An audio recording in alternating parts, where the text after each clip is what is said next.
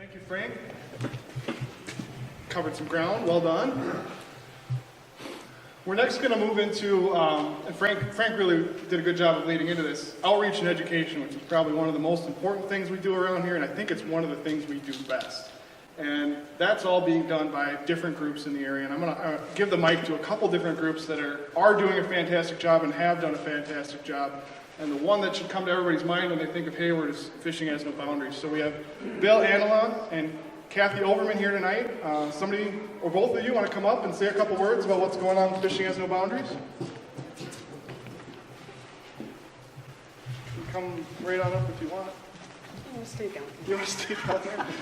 All right, I'll sit down so I'm not looming over you. Bill, you want to start Okay. with local? I'm here representing the Myhre chapter of Fishing Has No Boundaries. We put on the event out on the Chippewa Flowage the third weekend in May every year. This year it'll be the 18th and 19th, a Friday and a Saturday. Last year we took 125 disabled anglers out for 2 days of fishing. One thing I don't see on their schedule of the fishing, they have the Fishing Has No Boundaries main event. We also, on the week after, on Wednesday and Thursday, this year it'll be, we take groups of disabled school kids out fishing on Nelson Lake. One of our volunteers, Dave Stinson, has got his property set up so it's wheelchair accessible to the docks.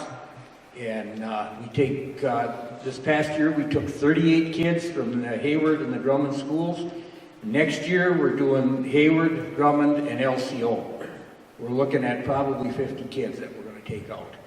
Throughout the summer, we take groups from the senior center, from the nursing homes, from Ventures.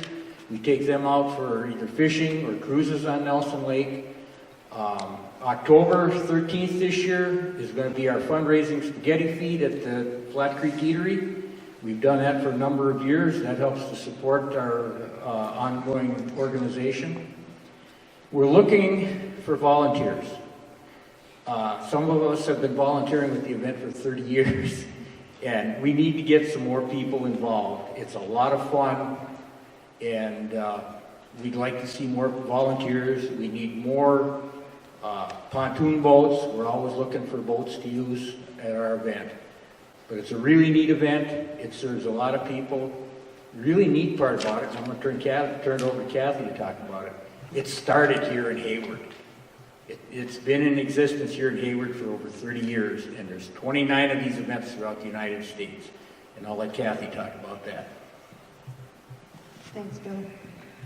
As Bill said, I'm with the national organization, and I was involved again here in Hayward. I have 4 daughters. They're all actively involved in the Hayward event, and I was connected in the very first event as well. What I find that's important as Bill had also commented, that it started here. And since then, I've been in the office now as the business manager for the national organization for 10 years.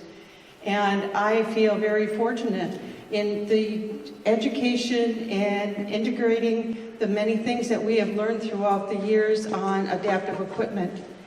I work with people all over the country. I've talked to in the last month probably about 14 states, their Secretary of State, to finding out about their fishing licenses for people with disabilities. So our job is more than just here.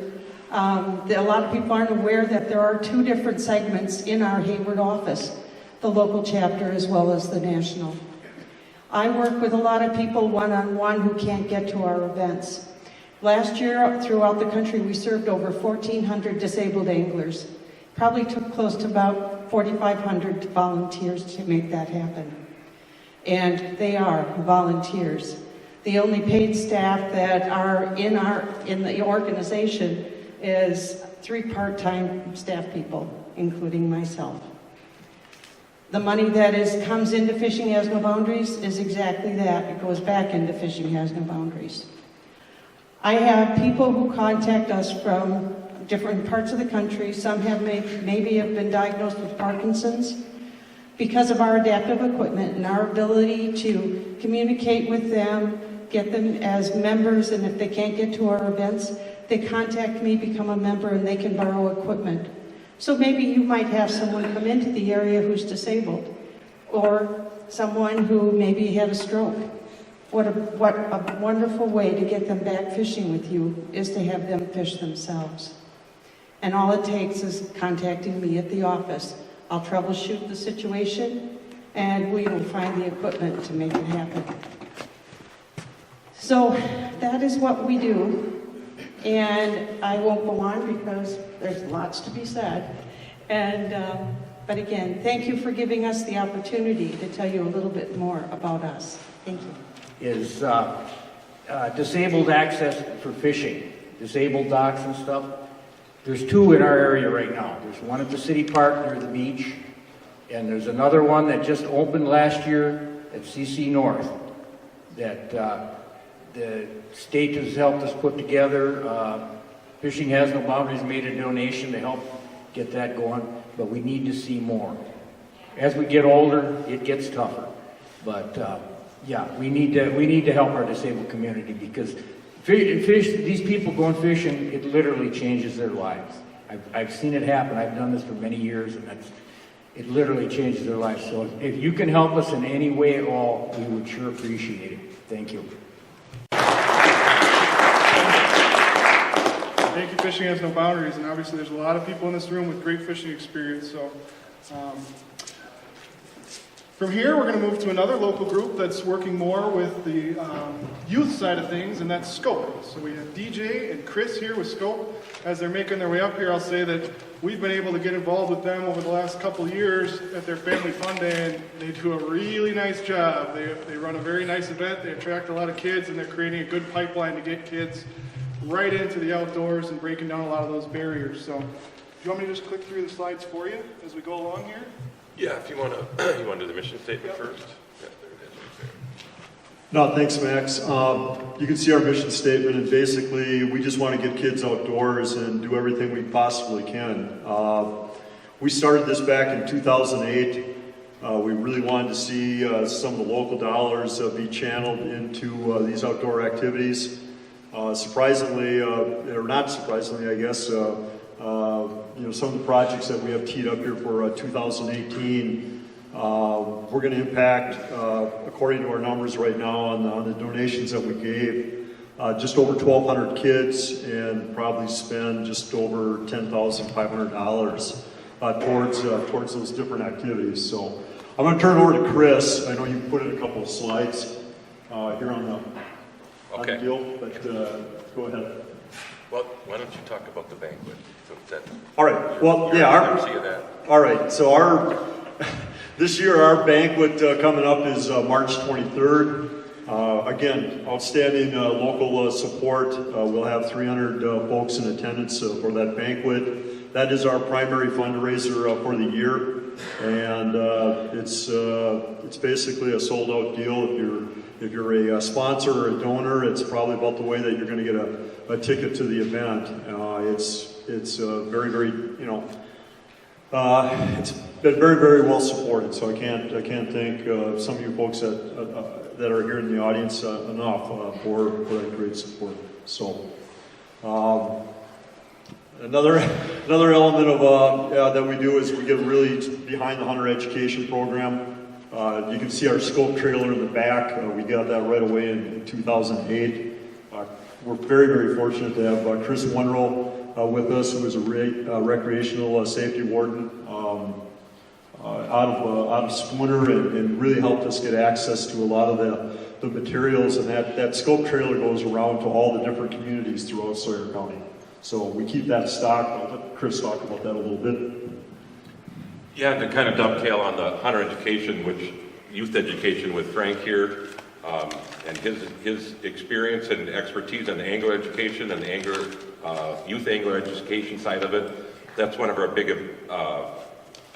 things that our funds go to. So when the money gets donated from anybody in the community, it goes to education programs, and Frank's done a great job in his. I think we both found a niche in our retirement on what we're doing, and it's been very rewarding, and happy that we're able to make it happen. One of our big things is our Family Fun Day. That's it has been now for the past several years. Is the Saturday before Labor Day weekend and the Saturday after the Sawyer County Fair. Our angling component to that is the Summit Lake is right there, right next to the grounds.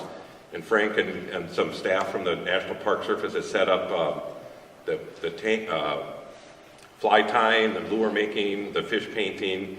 Max and his crew have been down there and have done fish filleting and different exercises with that, so we're able to take that angler education component as well as lots of other things. Seeing Tom and Rick in the back there, they help us out with lots of things with the laser shot component of the hunting simulator and different things of just lots of different interactive stations. So if you haven't heard about this event, it's free to the community. There's no admission charge to come down, so feel free to bring your family, your friends, your relatives, relatives. Last year we had pouring rain from 6 o'clock in the morning until 6 o'clock at night, and we had over 250 people that stayed there for the event. So we were very, very blessed and pleased by the support. And we'll have a performer this year, so there's different things going on there. And then our last thing I want to talk about is this is kind of a new, exciting adventure for us. Through the generosity of a particular family in town, I won't get into a lot of details about this because we're going to make an announcement about this in the near future, but we now own that building there on about 100 acres of property out by Dow's Corners off of Highway 77. And we're in the process of remodeling that and making that into outdoor education center. And we've had Frank out there with Brittany Roberts from the Northern Waters Environmental School. There's a flowage that's connected with that as long as a stream system and a spring system. And so we're working on some different things that we can do with that, and a lot of historical implication or historical things about that piece of property, and we're very blessed to be in control of that right now, and we're taking that forward to a new level as we move forward. And I don't know if you want to comment any more on that, or we're good? No, I think we're good. Okay. Anything else? That's great. All right.